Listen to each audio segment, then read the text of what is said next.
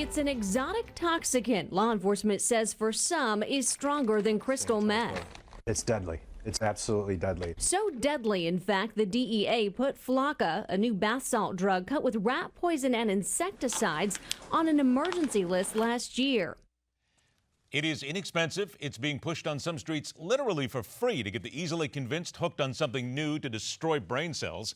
Flakka is a derivative of bath salts with additives. It is sweeping the southeastern United States, causing users to act in a more bizarre manner than anyone would have imagined, including running through the streets of a major city in broad daylight, stark naked.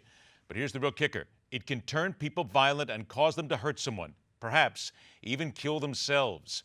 Our guest is an epidemiologist at the Center for Applied Research on Substance Use and Health Disparities at Nova University in Davie, Florida. Let's welcome Dr. Jim Hall to the Hard Line. Jim, thanks so much for joining us. Happy to be with you. Jim, how did this one sneak in under the web, or do we just need to actually start realizing that almost every single day there's somebody now making something new that we don't know about, we don't hear about until it starts to kill people? Flakka is really the latest example of the whole issue of emerging synthetic drugs. Many of them are chemicals that are produced in China and that are shipped through worldwide delivery services to relatively small mid-level dealers in the United States. Is it the fact that we're seeing it now is because it is so cheap? And when we look at what's in here, we heard in the report, rat poison involved in this and things that are relatively easy to get your hands on. Is that something that the dealers, the manufacturers find themselves attracted to because it is so cheap, so easy to get out there, and they know they have a willing market? Actually, we don't see much contaminated Flakka. It's poison enough on its own. Generally, those ingredients would be things that might be found in methamphetamine. But the attraction to dealers is a relatively cheap price for them to purchase, for instance, about $1,500 for a kilogram. And that would produce up to 10,000 dose levels that can sell for $3 to $5 each. That's still a substantial profit for a low-cost investment. Jim, no, I'm sorry, go ahead. Sure. No, but the one thing that requires is widespread distribution to make 10,000 sales.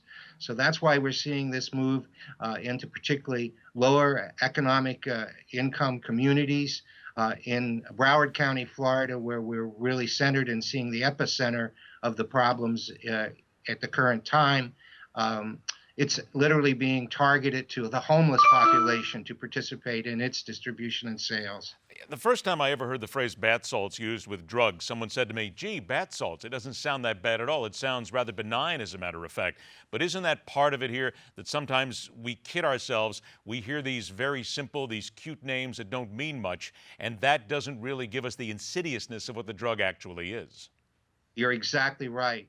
The 21st century has seen really the introduction of brand names, whether it's Tina for Christina or crystal meth, or Molly for supposedly pure MDMA, and that's really pure malarkey because most of the Molly in the United States was another synthetic cathinone from the same bath salts family, basically methylone, and more recently that's been replaced by ethylone. But Flakka is alpha PVP, a real second generation of the synthetic cathinone bath salts. I read a story today from Massachusetts where it talked about Flakka, and it said, we haven't been hit, we meaning Massachusetts. It hasn't come our way yet. Everybody is focusing right now on the southeastern United States, specifically around the Fort Lauderdale area. Why is that, or is there a reason why that has become ground zero? Well, actually, South Florida has had about 21% of all of the crime lab cases of alpha PVP reported in the United States in 2014. So there's still 80% more out there. Most other places, it's sold under the street name gravel because of its crystal-like appearance. So the drug might be very much in other areas. We've had reports specifically of Flakka now from Texas as well as Ohio, and just yesterday out of Chicago. So the name is spreading.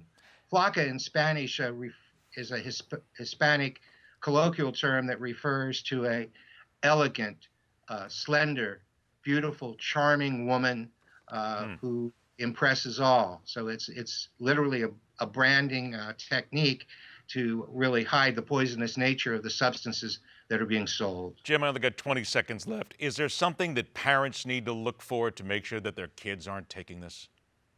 Dramatic changes in personality, very hyperactivity, but generally this drug is not detected in routine drug tests. So we need to rely on more traditional methods of detecting symptoms and signs of substance abuse. The cops are trying to get a handle on it, and again, it's something else that parents have to look forward to and look out for. Little as $5 a vial. Jim Hall, thanks so much for giving us some insight here. Certainly, thank you. All right, we want to remind everybody, too, that from January the 1st of this year through April 22nd, Poison Centers got 1,900 exposure calls with people having to deal with synthetic drugs. We'll continue to follow the story. Stay with us. The fastest 60 minutes in News Talk, The Hard Line, will continue.